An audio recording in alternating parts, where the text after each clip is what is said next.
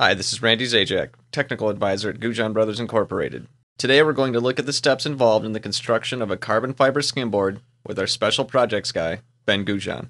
Step 1 is laying out your pattern. This is assuming that you've already chosen the various materials for your project. Ben is using half-inch foam core with carbon fiber skins. The core of the board will be built from two halves, and the easiest way to get a symmetric shape is to cut one half and then use it as a pattern and trace it onto the core material for an exact copy.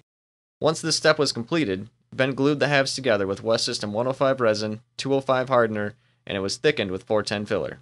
Step 3 consists of getting your materials ready for the gluing and vacuuming process. This includes cutting all of your breather materials in carbon fiber cloth to size, as well as the vacuum bag. The jig must be heavily waxed and buffed out before applying the bagging tape.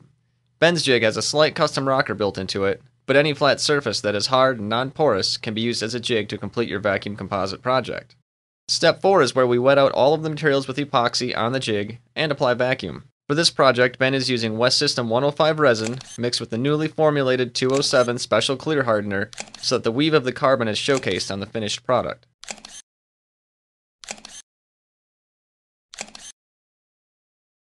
Once the material is properly bagged, apply vacuum and let cure. Every vacuum bagging project is different, and the cure time depends on many different variables. Step 5 entails first removing the skimboard from the jig after the proper cure schedule, then cleaning up its edges, followed by an initial wet sanding with 220 grit paper. With Step 6, Ben is adding a finished edge to the skimboard using West System 105 resin and 207 Special Clear Hardener mixed with 423 graphite powder for extra durability.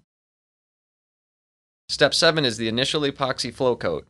Again, Ben is using West System 105 resin mixed with 207 Special Clear Hardener. This finished process gives the board a tough, glass-like appearance. It's important to apply a thick layer of epoxy.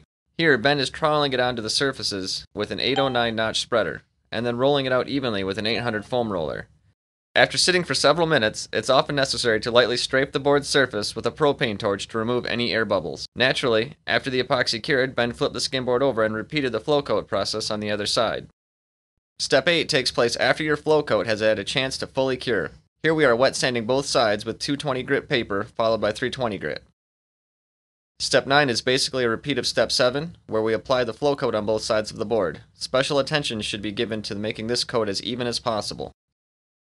Step 10 is the final sanding and buffing phase. Ben started out the wet sanding process here with 220 grit paper, followed by 320, 600, and finally 1200 grit paper. Next, Ben buffed the board out with a fine finish compound. Step 11 is the final step where we apply a backline traction pad kit from surfride.com.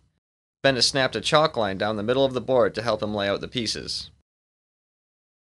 That's about it for Ben Gujan's carbon fiber skimboard project. For more about West System's newly formulated 207 Special Clear Hardener and to see other cool videos, go to westsystem.com.